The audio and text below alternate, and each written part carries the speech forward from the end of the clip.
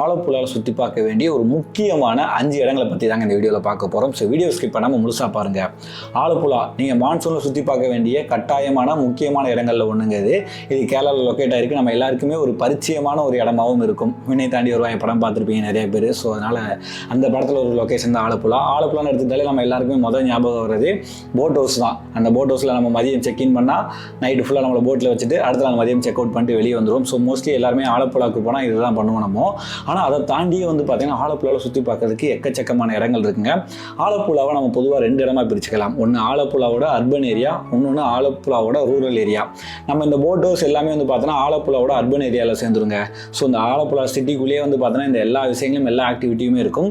ஆனால் இந்த Alappuzha rural area பார்த்தோன்னா இதுக்கு டோட்டலாக கான்ட்ராஸ்டாக இருக்கும். நீங்கள் ரீல்ஸில் பார்க்குற எல்லா வீடியோஸுமே பார்த்தோன்னா ஆலப்புழாவோட ரூரல் ஏரியாவில் இருக்கிறதா சுற்றி வயல்வெளிகள் இருக்கும், நடுவில் தண்ணி போகும், தண்ணிக்கு மேலே பஸ்ஸு போகும்.